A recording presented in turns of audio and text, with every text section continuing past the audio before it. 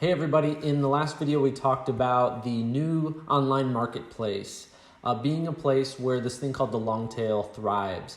We see that in places like Amazon and Netflix and Spotify and platforms that allow for not just lowest common denominator fare, but they allow such a broad range of products for people to purchase from, and that you can actually make more money on the long tail than you can sometimes when you have the brick and mortar store that can only have physical shelf space. And in this video, we're going to talk about the free economy and how you can actually make money giving away things for free. This was from a Wired article that came out in February 2008 by Chris Anderson also. And in it, he talks about how you can actually make money by giving things away for free. We all want free stuff, right? Especially in a digital environment, we kind of expect free stuff. Think about all the digital tools that you use every day. How much of it do you actually pay for? You don't really pay for the Yahoo email account that you might have or the Gmail email account you have. You don't pay for the calendar apps that you really use or download for free. There's a whole economy here where you're getting things for free. And the big question is, well, we kind of expect it for free as consumers, but how do you make money on the other side? And there are lots of different ways to do that. Businesses have to get creative if they expect to thrive in this economy. Think about the news that you access every day. You don't pay for the news. Years ago, the way that a newspaper would make money is that it would sell subscriptions and it would sell advertising. Well, today, when nobody's really subscribing to local news or national news, they're getting news for free, and they're not putting ads in any kind of classified pages. Instead, they're turning to places like Craigslist and posting their content for free or Facebook Marketplace. How are these newspapers making money at all? As the same goes for broadcast stations, where they used to have tons of eyeballs on the 5 o'clock news. They could sell ads at a premium at that time. Well, with fewer and fewer people watching those ads, the money is actually going to YouTube and it's going to Facebook, and the whole marketplace is being shifted. And so businesses and media professionals and any creators have to get creative in how they make money by still giving away their stuff for free. And the nature of the web has really made this easier than ever because of the marginal cost of digital, because it doesn't cost a company like Google as much money as you would think to host our email. It really is to their advantage that they give us free email, because if they required us to pay for it, then none of us would even use it. Even if you had to pay a penny for your email, you probably would not pay for it, because that's the difference between making a decision to pay for something and not having to make that decision. And so it makes a lot more sense for companies to give things away for free and then make money in other ways. And really, there are lots of different models for this. There's 6 that we're going to talk about today, and it's not just advertising. This is all known as Freakonomics. It's an economy built on the fact that you can actually give away things for free and still make money. And there's lots of examples of this today. The first is freemium. It's probably the most popular option out there. What do you get for free? You get web software and services, some content. Free to whom? It's free to users of a basic version. So examples of this would be like Dropbox. Anybody could sign up for a free Dropbox account and you get 5 gigs for free of server space that is your own. Well, everyone gets that basic version, but if you want to pay for a premium, if you want to pay for 20 gigs or 100 gigs, then you actually pull out your credit card and you pay for it. And that few number of people who are paying for the product is actually supporting the rest of us who are freeloading and get it for free. It's one of the most common business strategies out there. It's the 1% rule. 1% of the people who are paying are actually paying and supporting for the rest of the 99%. Examples of this include WordPress. Every one of you created a free WordPress blog in your class. And so basically WordPress is giving you that for free, but if you want to upgrade to your own special domain, well, then you pay for it. If you want special features like special plugins or more expensive themes, you would pay for those. And when you pay for them, it's supporting the rest of the people who are getting it for free. Now, they don't only thrive on this freemium model. They also have advertising and other things like that, but primarily they run on the freemium model. Same with Dropbox, like the example I gave, and then Spotify. They have subscriptions. Every one of us can use Spotify for free. Part of that is because the people who are paying for it, paying the subscription, is helping their bottom line. Now, again, they also use advertising, but for the most part, it's a freemium model. And you might see this in video games that you download. You get it for free, but you pay for the premium features like the bigger guns or the other levels or the different characters. And you're paying for things inside that app. And those in-app purchases are kind of like the premium features that you're paying for that's supporting the rest of the people who are getting it for free. The second example is cross-subsidies. And what's free with cross-subsidies? Well, any product that entices you to buy something else. And so who's it free to? Everyone willing to pay eventually one way or another. Okay, so it is also one of the most common business strategies in general, and not just focused on the digital world, but there are a lot of digital companies doing this as well. It's kind of like that free salsa bar. They entice you in with the free salsa bar, free nachos, but in expectation that you're going to buy some margaritas while you're there.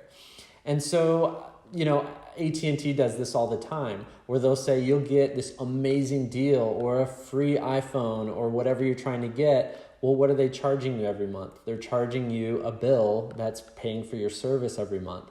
Or it's kind of like a printer. When you pay at cost for the printer, it's really cheap for the printer, but in order to keep that printer going, you are buying toner every month, and it's a very high cost. Another really great example is musicians. Musicians could give their music away for free, and then they could make money on merchandising, and they could make money on tours, and they can make money in other ways.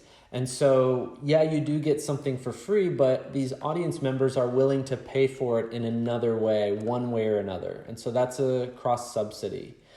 Another example, obviously, it is advertising. What's free? Content that we see all the time, software, services, all kinds of things are free today thanks to advertising. Same with, most news and information we get. It's supported still by advertising. Who's it free to? Everyone. But think of advertising in a whole new way than it was even 20 years ago. Newspaper and magazine publishers don't charge readers anything close to the actual cost of creating, printing, and distributing their products. They're not selling papers and magazines to readers. They're selling readers to advertisers. And so the content we see every day, the services we use that are being supported by advertising, well, those advertisers are paying big bucks so that you might see them, you might be influenced by them, and you might buy something from them. And advertising today looks a lot different than it did this is from the 1950s, but even 20 years ago. Most of the advertising we see, some of it can come in the form of pre-roll before a video plays on YouTube. Nobody really sits through the whole entire ad. You're going to always press that skip ad button, but that is one form of advertising that we see today, especially in the digital format. Another form of advertising is through AdWords. People can pay money so that when somebody searches for something like a plumber, they can get results, the regular organic results, but also you get the AdWords that are being bought and sold right through Google. The same thing is true pretty much of Facebook or any kind of sponsored ads or ads that we see in Facebook or Instagram. These are obviously new forms of storytelling. They look up very organic. They look like things that you would actually like or comment on anyway, and they do look a lot more convincing, and in some ways they're more effective than traditional ads because they're personalized. Other types of ads that we see come in the form of even Snapchat face filters, or even stories between stories on Snapchat or Instagram stories. These are ways that companies can sponsor content and make it appear that it's just regular good old content when really they're trying to sell you something, right? So advertising is a lot more personalized. It's a lot more effective, I think, than it ever has been before. And so advertising is still a very viable model, albeit it's been a lot smarter more recently in the digital age. The next one we're going to talk about is zero marginal cost. What's free? Things that can be distributed without an appreciable cost. Free to whom? Everyone. So basically the idea here is that it's not worth it for a company to charge you something so minuscule just because it's going to cost them a little bit on the front end to support it. And so I think about Yahoo Mail. When Yahoo Mail first came out, they basically gave everyone a free account. If they were going to divide up how much it was going to cost for every single person to have an email account and just charge them even 5 cents, well, most people wouldn't even have a Yahoo account because it's just such a minuscule cost that they wouldn't do it. And so the idea is that if it's a zero marginal cost, if it's really going to cost very marginal amount of money, just give it to them for free, because it's the difference between having to make a decision and not. Anything, even if you had to pay for an article through a paywall. A lot of times we read articles on the news and there's a big paywall there. It says you can't move forward unless you pay money. Even if it was $1, a lot of people would leave and they would go find news elsewhere. And so that's kind of the predicament that we're in. When you start charging people for small, tiny, incremental amounts of money, they're probably just going to go elsewhere to find it. Same with Gmail or the Google Calendar. We use it for free because if we had to pay for it, it would be more annoying than it would be really cost effective for Google. So they find other ways, obviously, to subsidize what they're trying to do. The next one is labor exchange. What's free? Websites and services. Free to who? All users, since the act of using these sites and services usually creates something of value. So in some way, you're kind of working for that company, if you want to think about it that way. You're doing some kind of a labor exchange. Yeah, you're getting the content for free, but you're also doing a little bit of work on the back end to get that for free. So basically, the act of using that service either improves it or it creates information that can be useful. So examples of this would be Waze or Yelp. The reviews that you put on Yelp make Yelp a better place. The fact that you marked that something happened on your way to work and you saw a traffic accident, the fact that these people are using these apps and inputting user-generated content is adding value. And so Yelp actually wants you to do that, and they'll find other ways to pay for it. They'll give you the app for free. They'll give you Waze for free because these services, you're actually providing a service for them.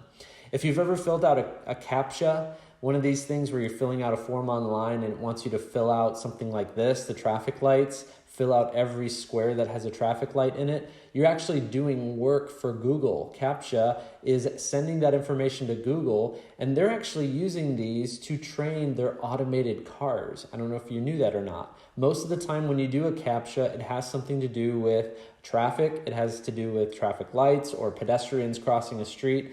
You are actually training their automated cars to see things because you're a human. You're actually helping Google in this case. And so they're happy to use these for you, and you're creating value for them. And it's a scary thought, but really your data is also a form of this labor exchange. When you use websites and agree to their terms and use their site in a certain way, they can gather data about you that they can later turn around and sell. And so this is being done a lot, even behind closed doors, where your data is a commodity, it's of value, and they'll use large amounts of data to actually make a living. LinkedIn does this. I'm not sure if you know that or not, but LinkedIn will gather data and they make money. Part of their business model is by selling data to employers on different job changes or things that it sees. It'll sell that information to employers looking for certain people, and your data really is of value to them. And so they're going to let you use LinkedIn for free because they have all this data that they can then turn around and sell. And so there is a labor exchange that's happening there. Another example is the gift exchange. And what's free? Everything's free, whether it's open source software or user-generated content. Free to who? Everyone. And so the big idea here with the gift exchange is altruism, helping people out. Altruism has always existed, but the web gives it a platform where the actions of individuals can have a global impact. And so the fact that you get to use certain forums online and it's free for you is because people want to help people. Examples of this would be Wikipedia. People will take it upon themselves to update a page and make sure it's as accurate as possible, not because they're getting paid by Wikipedia, but because they're truly wanting to help other people and get information out. And there are many online communities that do this, forums and message boards where people will help each other out and provide a free platform for people to share ideas, and not necessarily to make an almighty dollar, but to just generally help the public at all. And so there are a lot of free services out there that we use all the time that are either maybe donation supported, community supported, or whatnot. But basically these are platforms that really provide content to you for free because of a large number of passionate people who really just care about the greater good. And there are many other business models out there, including subscriptions that we see all the time. People actively paying for a subscription every month, and that's something that hasn't died at all. And it's just taken on different forms. LinkedIn, like I had said before, sells data. Royalties, iTunes pays royalties to its artists. Groupon pays royalties to the businesses that it works with. Or these pay-what-you-like donation services, like Radiohead is a great example of this, where they created their album In Rainbows, where they asked their listeners to just pay what they want to for it. The band Explosions in the Sky recently did this as well in light of the recent pandemic, where they said until a vaccine is created, they are going to allow all of their albums to be bought online for a pay-what-you-like price. And so that's a way that they can actually be creative in getting more money sometimes than they would have anyway. And so these traditional models are looking a lot different today, or GoFundMes where people will donate. The idea here is that we're focused on a diverse business model where we are not just focused like traditionally has been on advertisers and subscribers. If you think about like a company like the New York Times or traditional media company, those are the two pillars that they focused on for years and years. Today, we really can't rely on those same business models. We have to have a very diverse business model. And that's the idea of this whole talk, is that we should be focusing on creative ways to make money instead of relying on the old ways that maybe are dying. So I think of a company like the Texas Tribune. They're located right here in Austin, Texas. They're very open about how much money they make every year, and they're actually a nonprofit news organization. And this graph kind of shows how they've raised $56 million in less than 9 years and how exactly they're funded. 25% from foundations and gifts, 23% from individuals, and so a lot of it's donation-based. But then they get corporate sponsorships based on different things that they do. They have events that they put on, the Texas Tribune Festival every year, where they invite politicians to come. They sell tickets, and it's a few-day-long event. It's an information and news organization, and they're hosting events, which I think is quite an interesting direction for them. And so they make a ton of money on that. They make money on membership, and then they have other things like they build apps and they sell those. And so this is a time for creativity. It's a time where news organizations and businesses and startups and entrepreneurs have to think strategically about how to make money. They can't rely on the old way so much anymore, but they have to think creatively about how to connect with their audiences, give away content, and then make money in other ways, whether it's through selling merchandise or selling tickets to events or strategic partnerships that may make sense to them. But this is a very interesting time for the media. It's an interesting time for almost every industry as it relates to online business models. And the big idea here is that because it's such an untested waters in the digital world, that we really have to rely on a very diverse revenue model so that if one fails, we can always turn back and find money in other ways. And hopefully this will get you thinking more entrepreneurially. Whether you are interested in working for a large media organization, they need to rethink a lot of the ways that they make money in traditional formats. Or if you're a startup that is trying to sell a product, you have to, again, get creative with how you're making money. And that's the idea today in an online business model, is be creative and think of the most diverse revenue model that you possibly can that works for you and your audiences.